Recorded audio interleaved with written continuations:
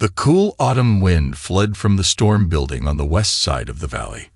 It was late in the day, and as the clouds gathered, Augustus Travis Baylor turned up the collar on his flannel shirt.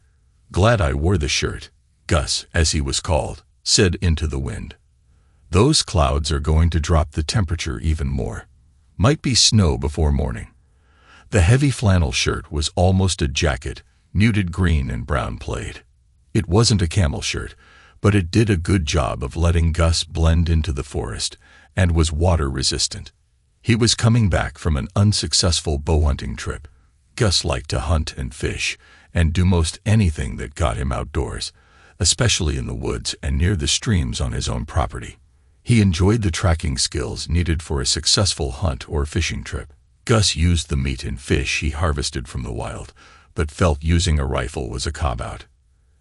Anyone can stand off 200 or 300 yards with a high-power scope rifle, bring down an animal, and call themselves hunters, he often argued. Try stalking to within 30 or 40 yards with a bow and bringing down the deer, elk, or whatever you're after. It gives the animal an even chance and proves how skillful you are. Gus was on his own property, which was in Missouri, situated in an area known as the heart of the Ozarks.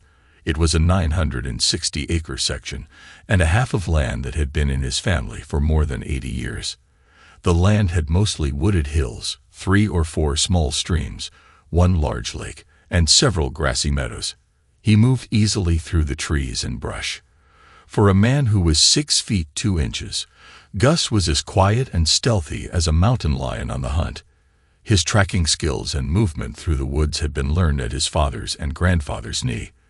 Gus's lean, trim build, dark eyes and hair, and his naturally light tan complexion, made even darker by outdoor exposure, told of his Native American heritage.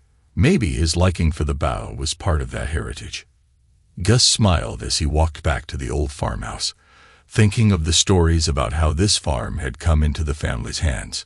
"This place feels like a friend as well as my home," Gus thought, "more so than that apartment I have in St. Louis." Gus's great-great-grandparents had migrated north and slightly east from the West Texas plains during the Great Depression in 1935. Things had been tough in Texas, maybe more so than in the rest of the country.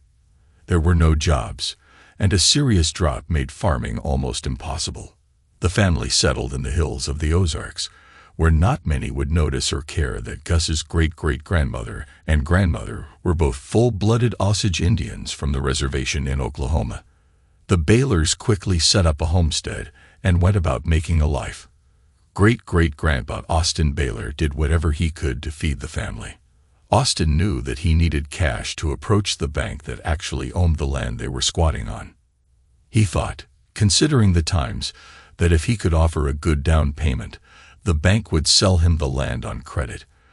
Austin was certain that once he had legal title, he could make a go of the farm. There were more than a few wild cattle roaming the hills that had once belonged to others who had packed up and left, or just let the animals go because they couldn't afford to pay for winter feeding. Austin gathered a small herd of these gone back to the wild cattle, not for marketing. They were food on the hoof for his family. He took to running a trap line for pelts and fur. Austin would begin trapping in late fall when the critters had grown their winter coats and would stop just before the spring thaw, before they lost those heavy pelts. Money was tight, but the General Mercantile would give credit in the store for coyote, beaver, muskrat, and marten skins. Sometimes he even got cash money. Another cash crop for the Baylors was the moonshine Austin made. He had a homemade still back in the hollow, and the shine he turned out was of good quality and highly prized. Prohibition had been repealed 2 years earlier, but the hill people couldn't, or wouldn't, pay the higher price for store-bought liquor.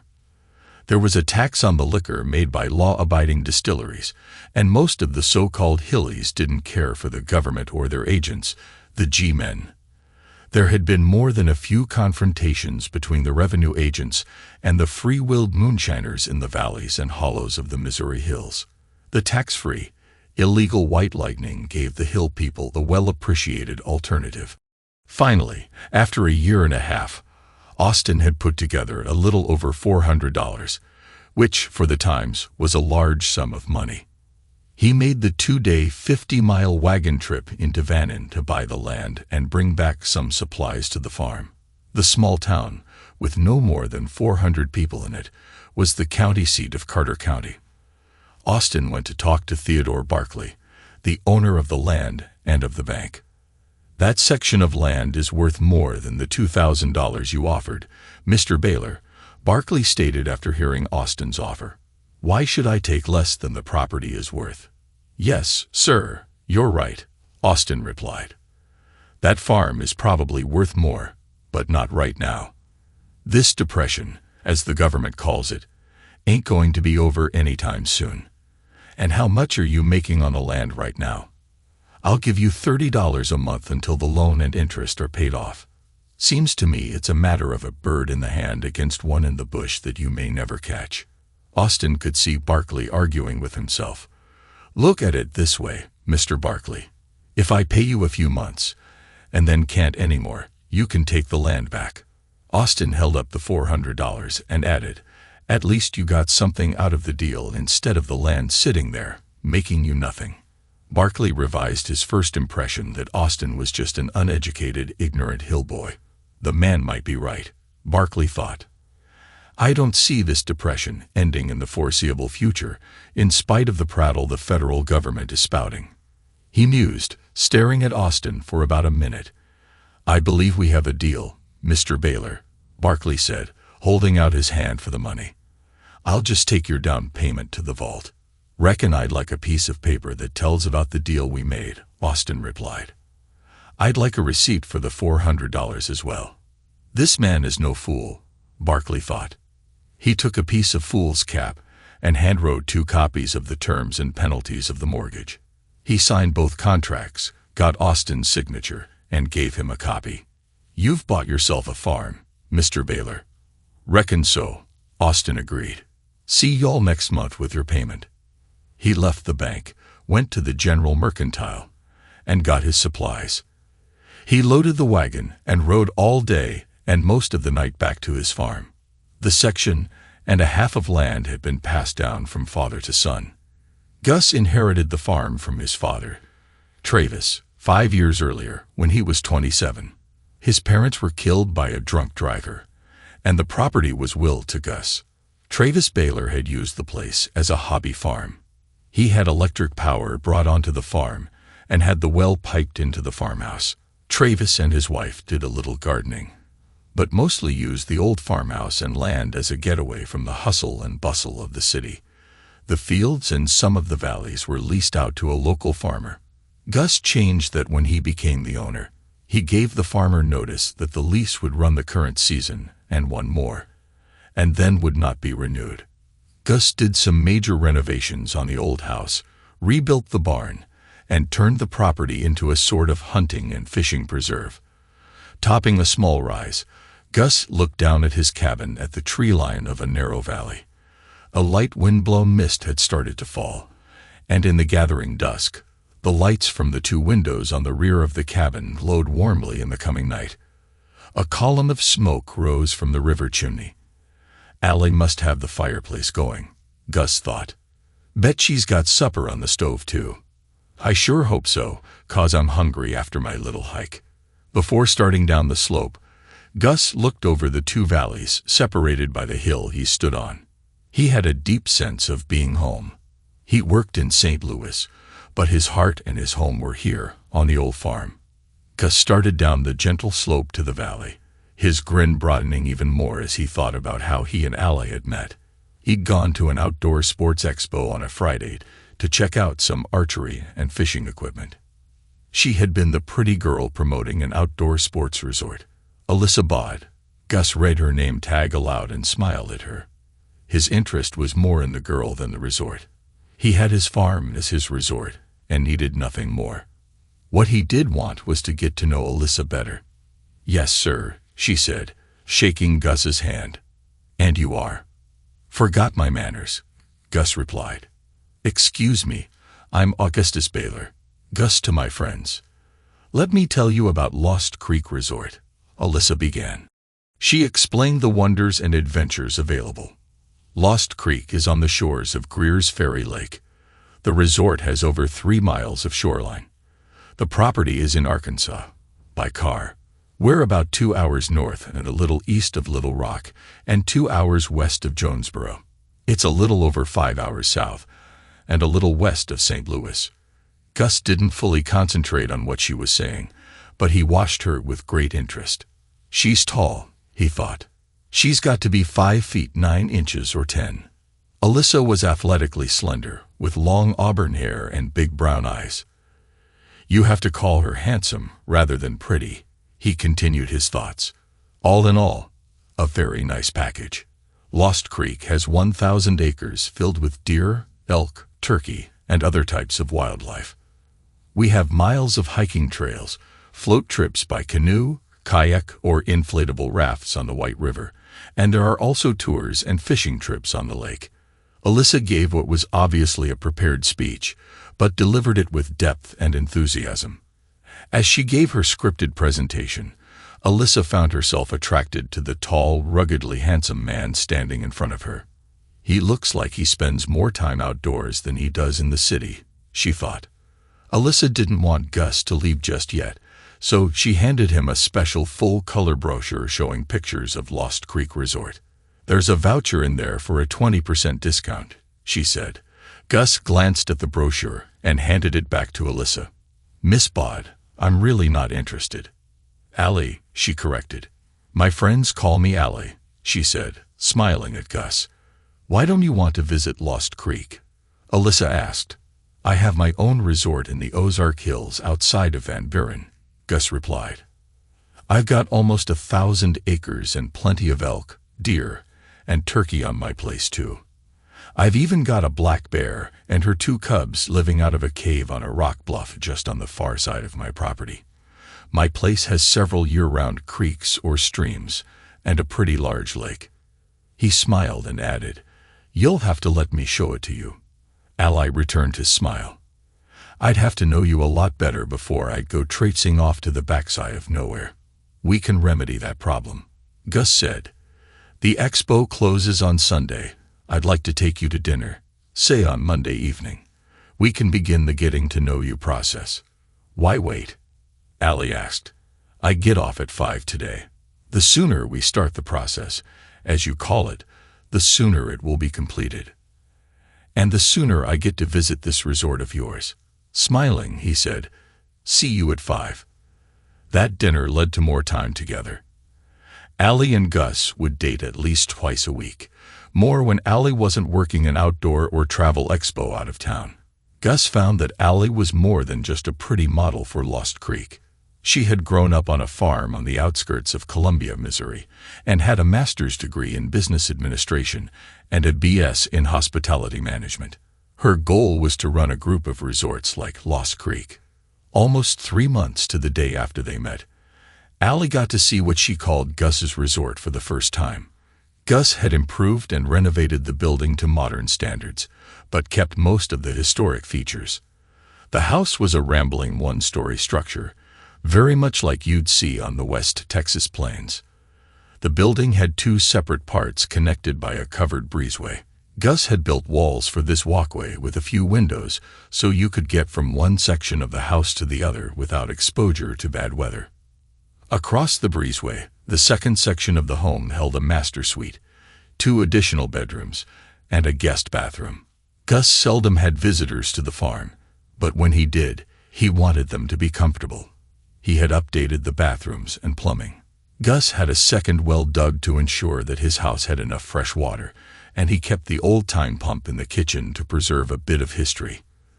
The main house faced west, so you could sit on the large front porch and watch the sunset from one of the 2 old-time rocking chairs. The rear of the house, with its own porch, also had 2 rocking chairs to view the sunrise over the hills to the east. This main section of the building was actually one very large open room. It contained the almost gourmet kitchen, a large eating area that still had the old farm table in it, and an area in the front of the building that was like a huge family room. Tucked against a sidewall was a bathroom. Allie fell in love with the old farmhouse in the valley it sat in. The story of how the farm came into Gus's family intrigued her, and she quickly showed Gus that she was as much at home in the woods as he was, sharing a love for the outdoors. With her hair pulled back into a ponytail and little makeup, she seemed like part of the hunting party. She helped plan which expos the Lost Creek Resort would attend, along with a few other vacation places. If she wasn't doing an expo, Gus would pick her up as soon as he finished work on Friday, and they'd head out of town. It was about a 4-hour drive to the farm, the last hour from Van Buren over back roads, forest access trails, and an old path with 2 ruts marking the way to the house. The first week in November, Gus and Allie drove to the farm. The deer archery season would run 1 more week, and Gus planned to harvest a buck. Work schedules had prevented him and Allie from coming to the farm earlier in the season. Gus carried in some wood for the stove as Allie put away the supplies they had brought with them. They planned on staying for 4 or 5 days. If I get a deer the first day or 2, we'll go fishing or hiking or just enjoy being out here away from the city, Gus told Allie. Is there a doubt that you'll get a deer? Allie asked, pretending to be shocked at the concept. Gus picked up his bow and replied, using this instead of a rifle gives the animal a better than even chance. Allie giggled and ran across the room to jump into Gus's lap. You're smart enough to make me fall in love with you, and that's good enough. That's right, Allie. I do love you, Gus said as he reached into the pocket of his jean jacket and pulled out a ring box. He opened it and held it up to Allie. Will you marry me, girl? Her answer was a squeal of pleasure and a kiss she placed on Gus's lips. Hours passed before they remembered to eat dinner. I'm heading out before first light in the morning, Gus said as they got ready for bed after a shower. Going to try for a deer up by that big rock shelf in the next valley. It'll probably be late afternoon or maybe even dusk before I get back. Of course, if I get an animal, I'll be back sooner. As Gus hiked back, his thoughts were on Allie, but the clouds opened up and a sudden downpour snapped him back to reality. Better get inside, he thought, noticing the weather shift. He stepped onto the back porch, taking shelter from the rain. Gus grabbed a soft, dry towel from a peg on the wall and wiped down his bow and leather quiver. He had crafted the quiver himself from alkite, and it held a dozen hunting arrows with broadheads for large game. His recurve bow was custom-made by Black Widow Bows in Nixa, Missouri, after months of precise measurements and testing to meet his satisfaction. Gus hung the bow and quiver on pegs along the back wall, letting them acclimate to the room's temperature. He unbuckled his leather belt, which held a small hunting pouch and knife, and hung it as well. After wiping the mud off his boots, he entered the house. Inside, he saw Allie sitting at the kitchen table with her head down, her hair hiding her face. But when she looked up, Gus saw a red handprint on her cheek. He took 2 steps toward her before noticing the 4 armed men standing by the door.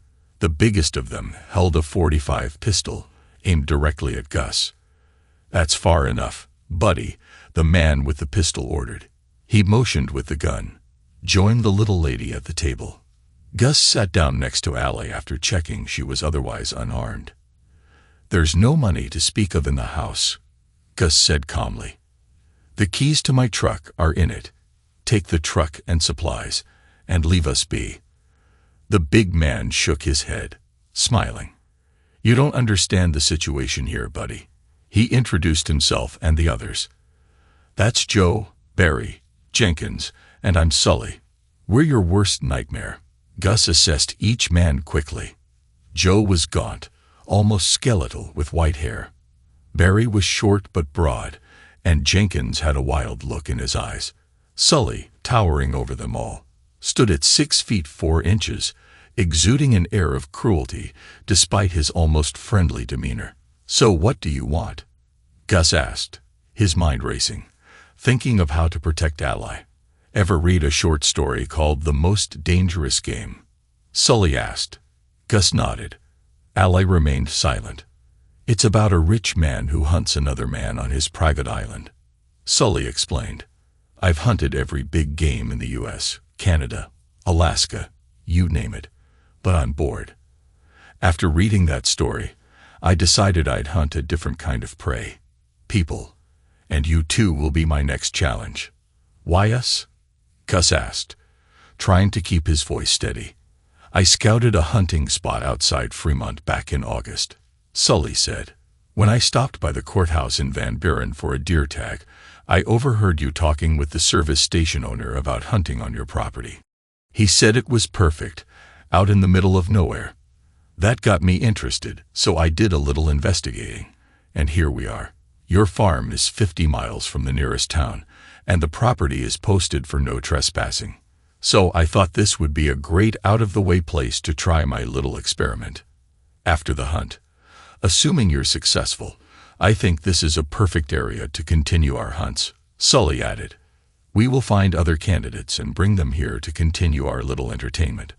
The story was about one man hunting another, Gus said, motioning toward the other 3 men. What about them? I wanted to share the thrill of the hunt with my friends, Sully replied. Tomorrow morning at dawn, you will be given an hour's head start. Then we will come after you. What about Ally? Gus asked. The young lady will be the prize for the man who kills you. Sully leered at Ally. I certainly hope I am the winner, he laughed. Of course, if I win, I'll share my trophy with my friends.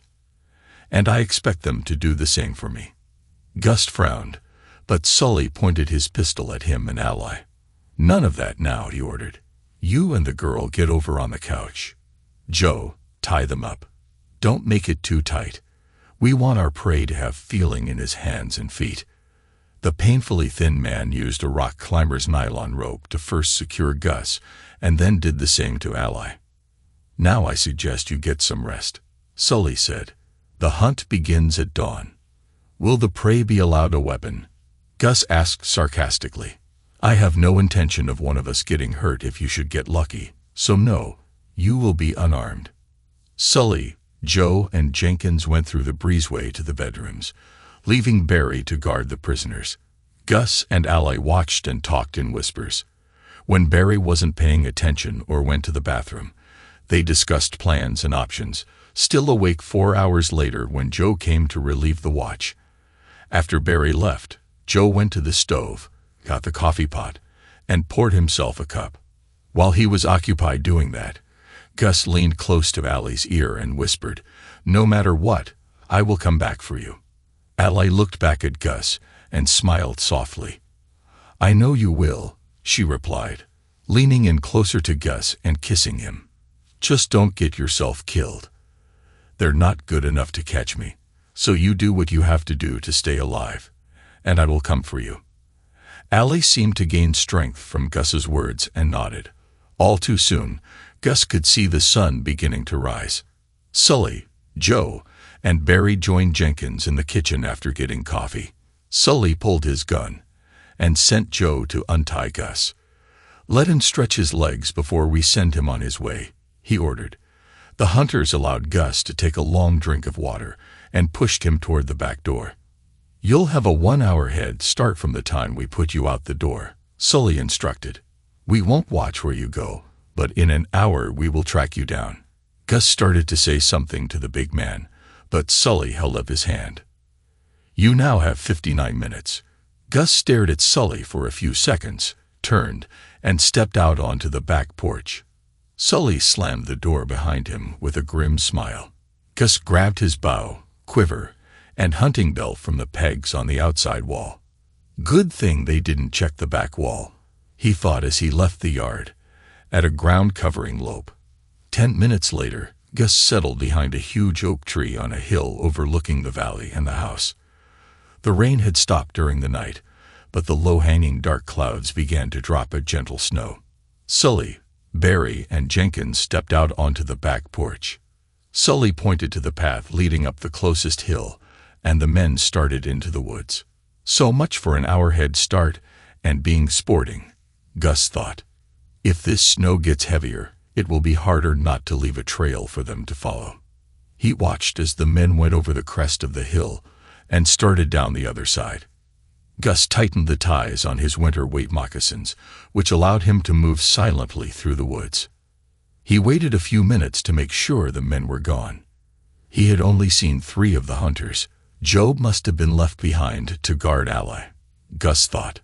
Slowly and carefully, he made his way down the hill to the back of the house. Gus took a very quick peek through one window and saw Joe sitting at the kitchen table, facing the front door with his head down as he played solitaire. Ally was still sitting on the couch, staring at Joe, but she wasn't relaxed. Her hands were still tied, but she dropped her feet off the couch to the floor and rushed Joe. As Gus watched, Joe picked up a pistol from the table and backhanded Ally, knocking her to the floor. He pointed the pistol at her head and yelled at her. Gus put an arrow on the string and started toward the door. He was pretty sure he could let an arrow go before Joe could get turned.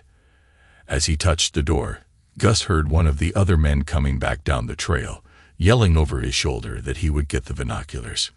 Before Gus could enter the house, a rifle bullet hit the back wall near his head, and immediately afterward, he heard the sound of the shot. Joe turned to face the noise, bringing his pistol to bear on the door. Having lost the advantage, Gus turned and sprinted into the trees near the corner of the house, away from Barry, who was coming down the hill. Joe came out of the house and fired a couple of rounds in the direction of Gus's escape. Gus knew he could have taken one of the men, but he doubted he could handle both of them. If he broke into the door and took Joe down, he would still have Barry and the others to contend with.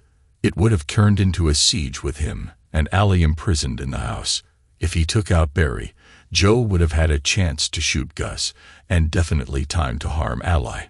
Even if he did get both of them, they would have to run. Ally was good, but she couldn't keep up with him, and they both would end up captured. There would be another time, he swore to himself. Sully and Jenkins came down the hill, meeting up with Barry and Joe, who had come out onto the porch. What happened? Sully asked. First, Joe and then Barry explained Gus's appearance back at the cabin. Looks like our boy is trying to be clever, Sully said. Okay, hogtie the girl and stay alert, Joe. The rest of us will continue the hunt. Pointing at the woods Gus had disappeared into, he directed Jenkins to circle around from the right, and Barry was sent to the left while he took the middle. Stay sharp, and we'll catch him between us. If you tree him, shoot twice quickly, and the other 2 will come to you. Understand? Jenkins and Barry nodded and turned their heads back into the woods. After a minute, Sully followed directly behind Gus, carrying his rifle at the ready. He thought the prey would run now and try to escape. Sully was wrong. Gus had found a place to watch his pursuers until he knew what they were doing. He saw them split up, and after a few minutes, he followed Jenkins' trail. Gus saw that the hunter was following a game trail, thinking Gus would have used it to gain speed in his escape. Gus looped around Jenkins and got a couple of 100 yards in front of him.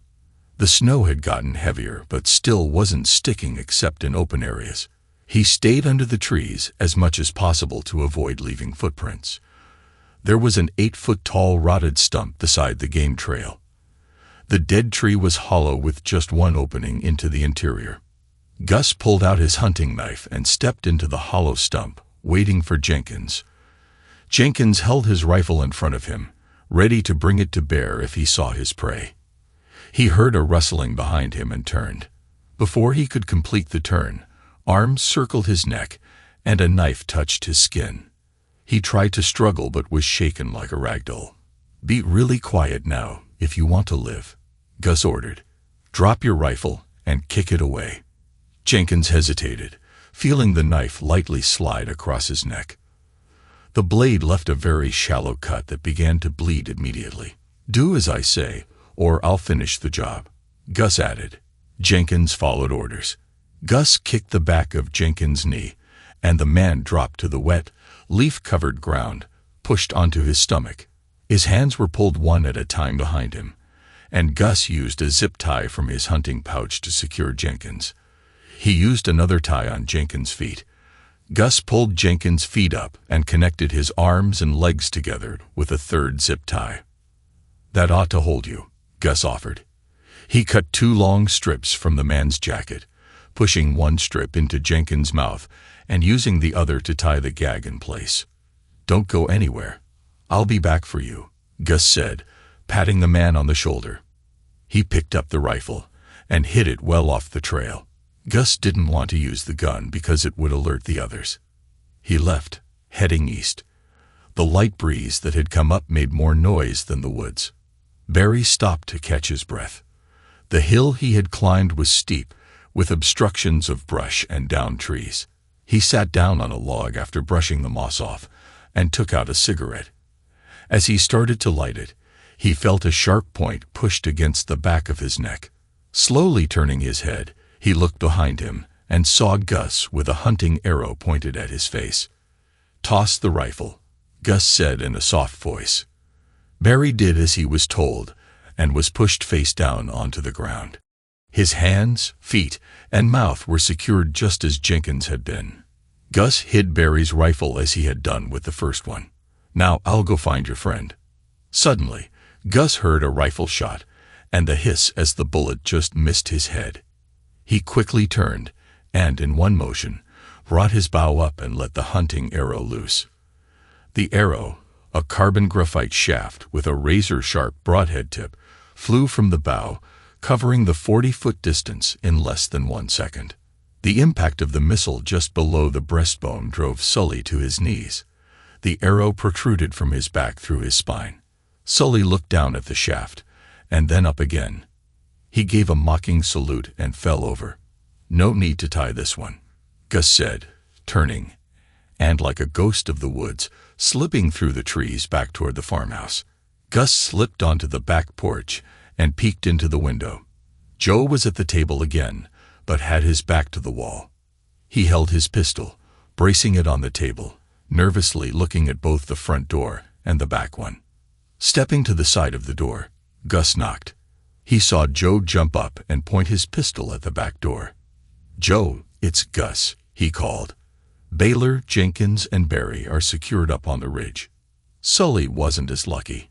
He's up on the ridge too, but I had to take care of him. I've got the girl." Joe's voice quivered. "If you hurt her, I will make you regret it," he threatened. Gus responded, "Leave your pistol and come outside. I give you my word I won't hurt you." "What are you going to do to me?" Joe asked, full of fear. "I'll take you, Barry, and Jenkins to the sheriff," Gus said, waiting a few seconds before speaking again.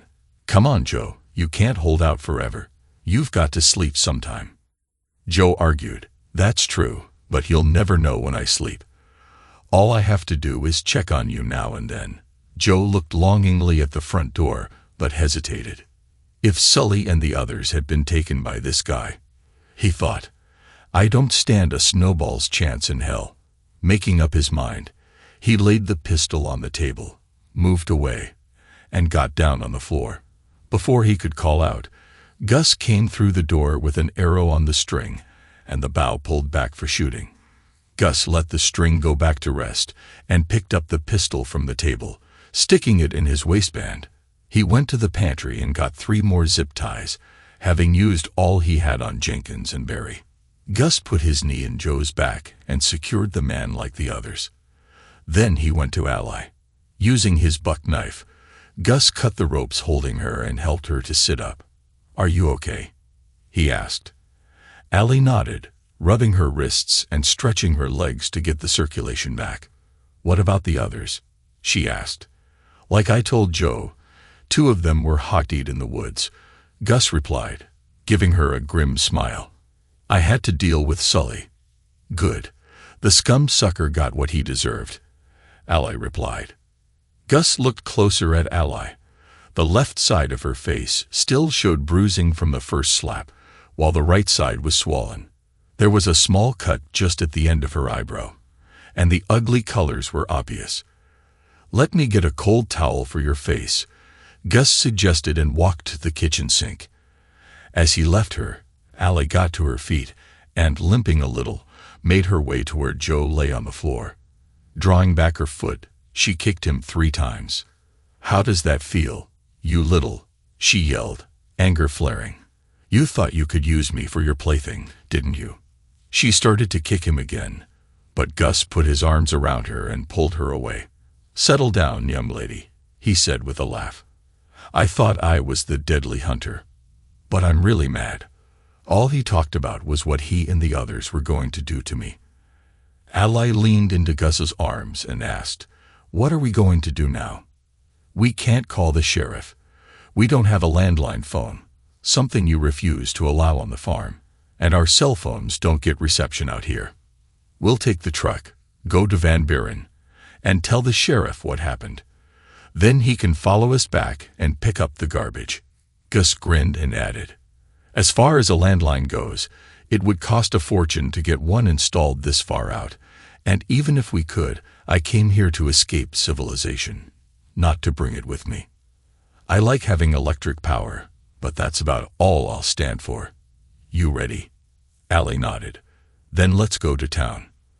Before they left, Gus wrapped some ice cubes in a towel so Ally could reduce the swelling on her face. "Howdy, Gus." "Hello, Ally," Sheriff Paul Bradley said as they walked into the sheriff's office. "What brings you to town? It isn't your normal day for a supply run." Seeing Ally's face for the first time, he asked, "What happened to your face?" "You best get over to Doc Taylor," Sheriff Bradley added, his voice full of concern. He knew everything that went on in his town and was upset that a young lady he considered a friend was injured. He had been sheriff for over 15 years, elected when he was 25, and was such a favorite of the people in Van Buren that after a few years nobody ran against him in the elections. He was the exact opposite of the stereotypical country sheriff, over 6 feet tall, lean, trim, and muscular. His hair now had a little gray in it, but his eyes were still keen and as sharp as a laser. One look into those eyes made people realize this wasn't a man to cross. "Had some trouble out at my place," Gus answered, explaining what had happened, with Ally chiming in several times. 3 of the 4 men are trussed up back at the farm." "You said there were 4 men. Where's the 4th one?" Bradley asked. "He shot at me, and I had to take care of him," Gus answered. "He's up on the ridge too." "Sounds to me like they picked the wrong man to hunt," Bradley said. "Y'all get Ally over to the docks, and when you're ready to go back, me and my deputy will follow you." There wasn't much that Doc Taylor could do for Ally. He examined her, cleaned the cut on her face, and closed it with a small butterfly bandage. "It won't leave a scar, so don't worry. Here's some pain pills if it gets to hurting too bad," Taylor said. "That cold compress is about all we can do, but you're going to look like a raccoon for a spell." Arriving back at the farm, Gus and Ally ignored Joe, who was still hog-tied on the living room floor. They made and ate lunch, as neither had eaten anything since their ordeal had begun. "Hey, don't I get something to eat?" Joe asked in a whiny voice. "No, you don't get something to eat. You're lucky you can still breathe," Gus replied. "Shut up until the sheriff gets here." After eating, Gus went into the master bedroom. In the large closet was a hidden door to a gun safe that contained Gus's weapons. He cleaned and carefully unstrung his bow and put it on its holder. Gus took his personal weapon, a Glock 21 .45 caliber pistol, the holster designed for it, and clipped it to his belt under his rainproof jacket. He put on a wide-brimmed waterproof hat and started toward the back door. "I'm going to bring Barry and Jenkins down for the sheriff," he explained. "I'll go with you," Ally offered. Gus shook his head, pointed at their prisoner, and handed Ally Joe's 9mm. "Keep an eye on our guest here. If Bradley gets here before I get back, tell him what I'm doing and that I'll have more company for him shortly." "You be careful," Ally ordered. "I don't want anything to happen to you." Gus pulled her in for a hug and then went out the back door. He hiked up the ridge to where he left Jenkins. The man was lying on his side, soaking wet from the rain and snow, shivering from the cold. Gus cut the zip tie holding his hands and feet together, and then cut the one securing Jenkins' feet, leaving his hands tied. Gus pulled back his coat and showed his prisoner his weapon. "You're going to walk down the hill in front of me," Gus said. "If you try anything or try to run, I will shoot you and leave you to rot. Understand?" Jenkins nodded. Yes. Say it, Gus ordered. I understand, Jenkins said. Gus turned him down the hill, and the two men slowly made their way back to the farmhouse. Climbing onto the porch, Gus called out, "It's me, Ally." He opened the door and, grabbing Jenkins' arm, drew him into the kitchen. "Sit down next to Joe on the floor," he said. Jenkins awkwardly sat down, and Gus went to the pantry. Bringing out a few more zip ties, he said to Jenkins, "Stick your feet out in front of you." The man did as he was ordered, and Gus zip-tied his feet together and pushed Jenkins against the wall. "What about me?" Joe whined. "Why should I be tied like this while he gets to sit normally?" Gus pulled out his hunting knife, rolled Joe over onto his stomach, and cut the zip tie connecting his feet and hands. "That's as much consideration as you're going to get. Don't push your luck," Gus warned. Turning to Ally, he asked, "You okay?" Ally nodded and flinched a little at the pain from where Joe had hit her. "I'm going to bring Barry in. Be back in about an hour. If they get froggy, shoot him," Gus ordered. He left through the back door and started up the game trail to the left of the house. Barry had rolled up against the log he'd been sitting on. He lost his hat, and his hair was matted down from the wet snow. Gus pushed him over onto his front and cut two of the ties, leaving his hands secured behind him. He helped Barry to his feet, showed him the Glock, and pointed back down the game trail. "If you do anything but walk down that trail, I'll kill you," Gus said in a flat, unemotional voice. "Where are you taking me?" Barry asked. "Back to the house to join your friends. The sheriff should be there by the time we get back." Barry slipped on the muddy game trail and fell down. "Careful now, we wouldn't want you to get hurt," Gus said, helping the man to his feet.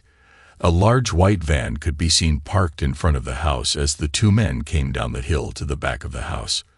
"Looks like your ride is here," Gus said. He guided Barry into the house and pushed him to the floor next to Jenkins and Joe. "You didn't bring the body of the fourth man down with you," Sheriff Bradley said. It was both a question and an observation. "Nope, he's up on the ridge just off the game trail," Gus answered. "He should be buried," Bradley suggested. "If you want him, go up the hill and get him. If not, well, the varmints have to eat too." Gus took the cup of coffee Ally offered him. After a few seconds, he turned back to Bradley. "On second thought, I don't want his body on my property. Loan me a deputy, and I'll take the ATV up the hill and bring the body down. But we're going to need a body bag. He might be getting right by now. Just give the boys directions and the loan of the ATV, and they'll bring him down," Bradley said.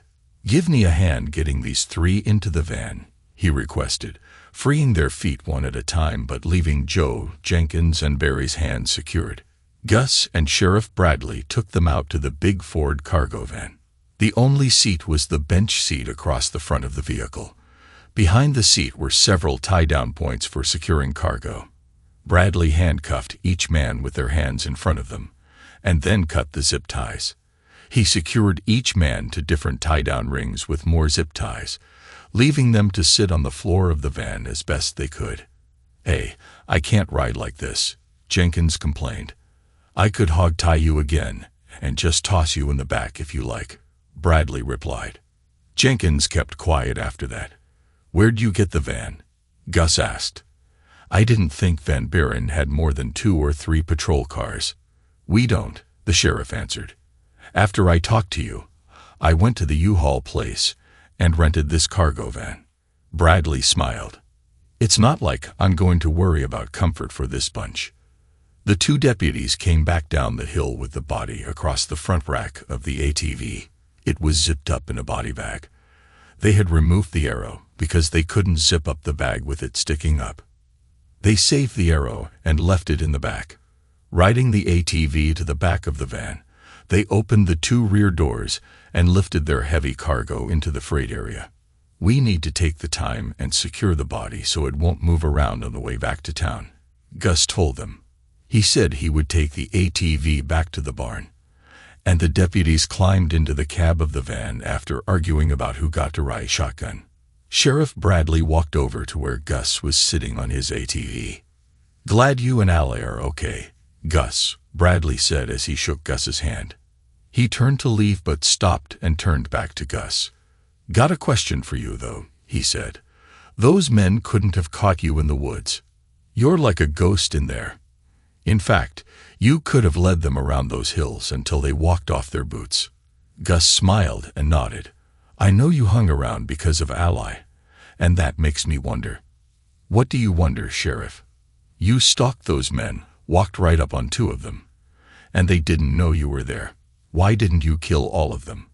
I know you've got the stones, so why didn't you end it all and kill them?" Gus draped his right leg across the ATV's tank in front of him and stared across the valley to the woods on the far side. After almost 10 seconds, he turned back to Bradley and answered, "I'm a hunter, Sheriff, not an executioner." Gus then started the ATV and drove slowly back to the farmhouse, thinking about how close they came to tragedy. As he parked the vehicle in the barn and walked back to the house, he felt a wave of relief mixed with exhaustion. Allie was waiting on the porch, her eyes full of concern. "Everything settled?" she asked. "Yes," Gus replied, taking her hand gently. "Let's just focus on moving forward. We've been through enough for one lifetime." They walked inside together, the warmth of the farmhouse welcoming them back. The familiar scent of the old wood and the sight of the rocking chairs on the porch brought a sense of peace. Gus knew that despite the harrowing experience, they still had each other, and that was all that mattered. Thanks to everyone who took the time to listen to today's stories. If you enjoyed it, please consider liking and subscribing if you haven't already. Feel free to share your thoughts on the events in the comments below. Take care.